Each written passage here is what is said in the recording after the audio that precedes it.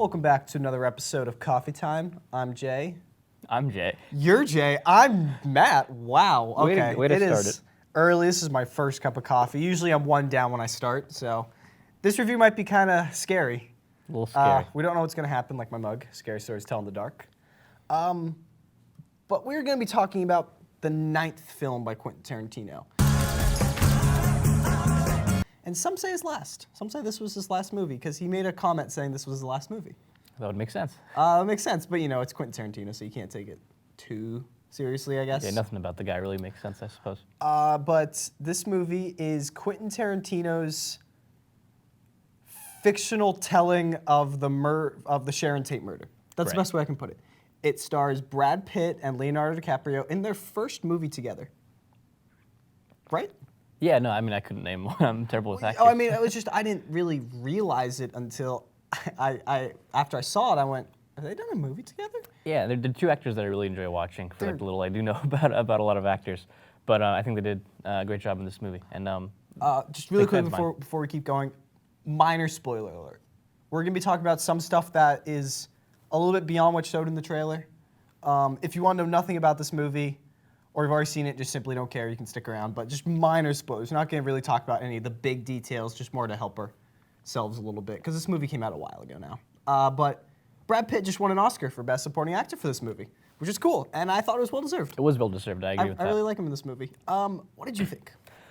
So the movie was super enjoyable. I thought it was really fun. I thought it was funny, and the story was actually kind of riveting and interesting. Although I was kind of underwhelmed by how much I expected out of it, I think. Right? Because you're like, Quentin Tarantino, all right, Django, Kill Bill, and Glorious Bastards. You're like, all right, I see what you're doing. Wow, this is just driving around. Yeah, especially after Django.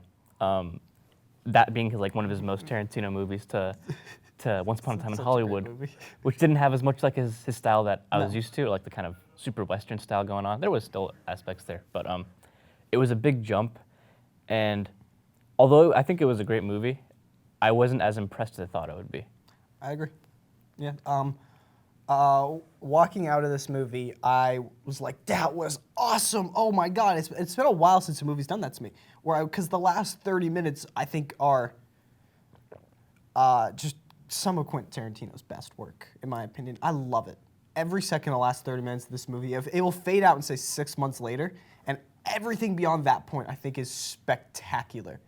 For some reason, Kurt Russell, who was a character earlier, is doing this voiceover for no reason, but okay.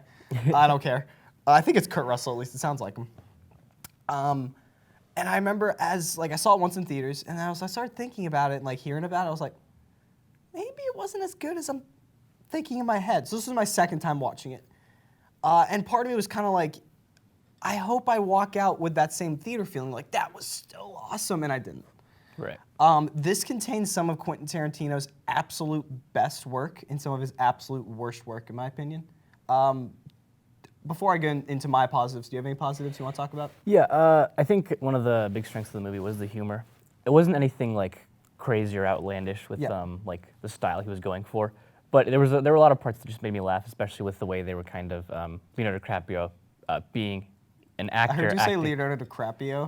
If I did, I'm sorry. I hope you did. Leonardo DiCaprio, his character is an actor, Rick Dalton, and the kind of the jokes that they do with him being an actor and all the commercials kind of does in the movie. And oh my God! Satirizing this kind of stuff. The scene where he can't get his lines right. Line. And okay, like I said, some of Quentin Tarantino's best work, and the way he's the reset, and then the camera itself goes backwards to where it was, and then it'll start going through the scene again. Wow, it is so awesome. It's so cool. I love that scene so much. I love how angry he gets, and then when he sits back down to act, how awful he is. Yeah, no. I think one of the most enjoyable parts of the movie was always watching him trying to act and trying to get the successful stuff, because it was downright hilarious. Yeah. It was absolutely cool. It's Leonardo DiCaprio. It is, yeah. It's Leonardo DiCaprio. We just watched Django. This is the best performance in my opinion, and then we watch this, and he's great in it, but he can't get his lines right. Right, yeah. It's so funny. And I think beyond the humor, I think the cinematography was there. It was good. Yeah. It wasn't anything. It wasn't like stuff that I would kind of geek over, I guess. But that's fair. I think the humor and the the aspect of making him an actor, this like the kind of satirical kind of stuff going on with that was really fun to watch. Besides that, I think the story itself was cool, but it wasn't something that would kind of outright put merit for it and say you should watch this for the storytelling. I think the humor was kind of the biggest aspect of it that I enjoyed. No, I agree. Besides that, I guess we'd start rolling into negatives. So I guess. Well, wait, I gotta get some positives still. Oh, yeah, I gotta go get for a it. couple Yeah. positives in here. Like I said, I'm gonna talk about some specific scenes that are not gonna be very spoilery. Other than the whole second act of the movie basically being Leonardo DiCaprio trying to act and being spectacular, I love the opening of this movie. It opens with episodes of Bounty Law and like the really cheesy old 60s westerns and everything. That just put a smile on my face. It was great. Yeah, Tarantino does a lot of cutaway stuff in a lot of his movies, Yeah. and when other directors do it, it's not as like I don't know what he does. It's not as like flattering or as stylish for Yeah. some reason, but there's nothing about it that's different. Yeah, it's weird. When the movie started off, I was hoping, I hope this doesn't overdo it with the amount of like cutaways to older TV things happening, but after like the first 2 times it happened, I was just like, oh, these are fun to watch. I want to see more of this. I want to see more of DiCaprio acting as Rick Dalton. What else is there? I mean, I was gonna just say I love it just so much. I love the character of Rick Dalton. My favorite scene in this movie, other than the last 30 minutes, is when Leonardo DiCaprio and Brad Pitt are sitting there watching FBI, and Leonardo DiCaprio's in the episode, and they're just talking about it, and he goes, "Oh, that guy sucked," or "That was a really good dude. That guy just fell." It was cool.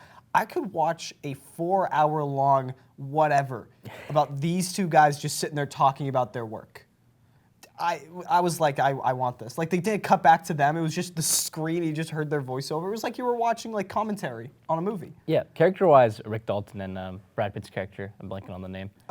Cliff Booth. Cliff Booth. Character-wise, those two, it was really cool and fun just to watch them interact with each other because they were a very organic friendship that I was always on end trying to be like, I hope they don't mess up this friendship because I feel like something's gonna happen. But I think it was super fun to watch them. I definitely have some other positives. I don't know if this is a positive or a negative for you at least. I don't look at it as anything. Quentin Tarantino set out to make a movie that transports you back into 1969. Yes, that's correct. I really think I was like, you're good. 69. He'd wanted just people walking around and listening to music sometimes. He just wanted people driving around and listening to music. He just wanted to set that time period again, speeding down the road and that fantasized of what it was like back in the day. And although some of the driving scenes goes on a little long and it cuts to it too much, in my opinion, he nailed it. I'm going to give the movie credit for it. The driving scenes, I think they're shot really cool. All the music I enjoy. I think it's entertaining. He just wanted to transport you back to that time, and it kind of does, in my opinion. And that's something I was thinking about as a criticism, but then when I watched it my second time, I was like, no, that's kind of cool. It's kind of cool. Okay, I'm on the end where I think that there were a lot of scenes in the movie that could have been shortened or just cut out. Yes, I 100% agree. Driving, not as much. The scenes with Sharon Tate. Why are they in this movie? I don't get it. I'm sorry. I can't. Oh, okay. Here you go. It angers me so much because I want to love this movie, but you can talk about some negatives now. Yeah, I don't want to go too far into spoiling the movie, but the scenes with Sharon Tate, because of the nature of what the movie's based on, you can kind of guess why they're there. But even so, I just after watching the entirety of the movie, I have no clue why those scenes showed up or why they're even there. Yeah. And why the character of Sharon Tate's there other than to provide what's it called? Context to what's going on. I get why Sharon Tate is in the movie. I like the fact that they put Roman Polanski in the movie and some other controversial things that were happening at the time in the movie. Rick Dalton lives right next door to Roman Polanski and Sharon Tate. But I feel like that should have been maybe the extent of it. Maybe you should have cut over once. There's this really long scene where she sits there and watches her movie in theaters. And it's one of my least favorite scenes in the movie because she walks up and the way she's talking to, she goes, have a ticket for the, whatever the movie was called.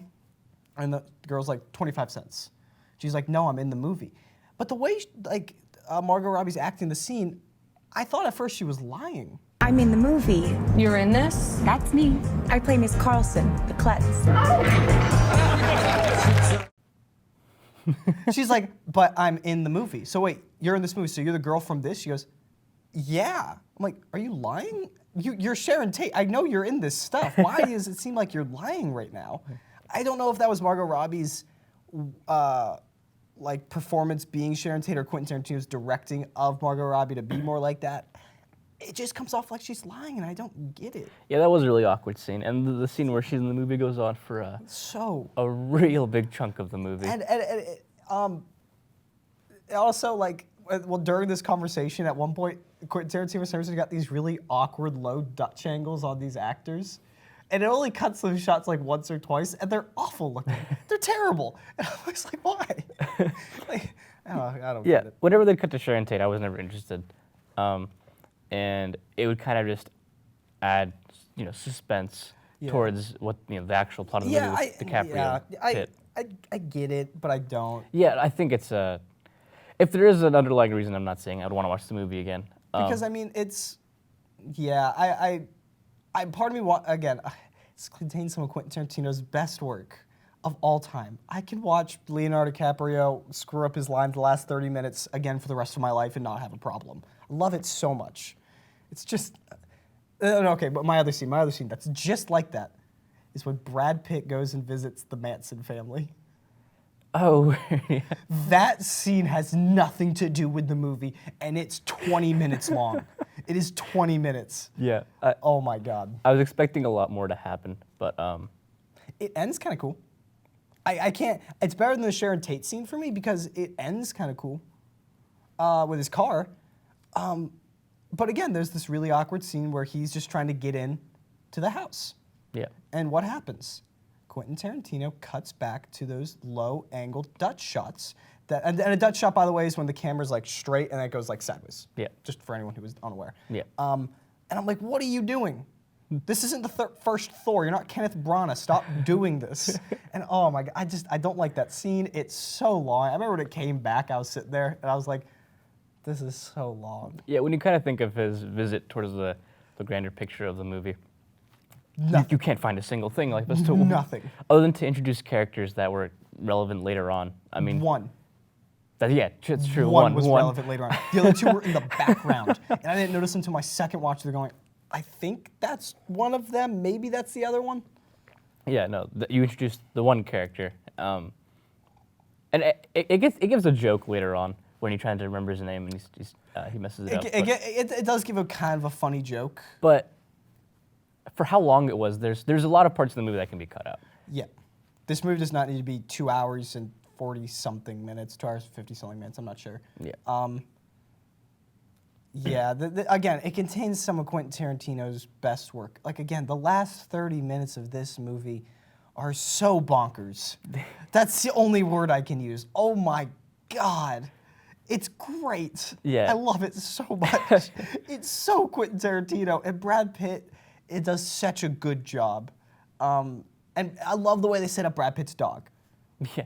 Great. Randy. Love Randy. So great.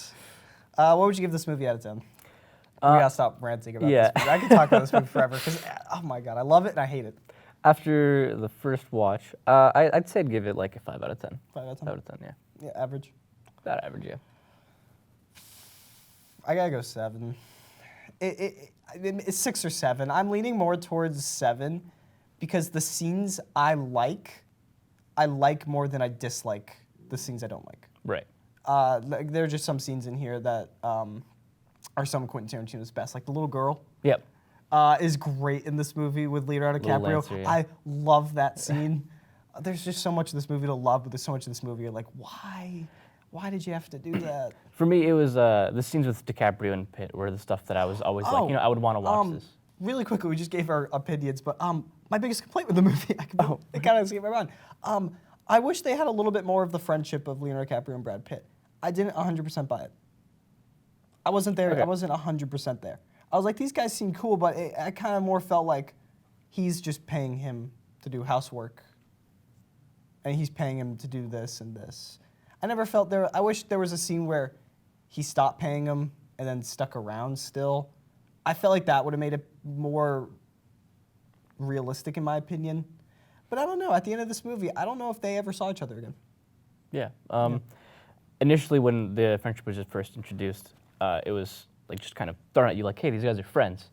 But I think 15 minutes into kind of watching them, I just really liked them. So I didn't really.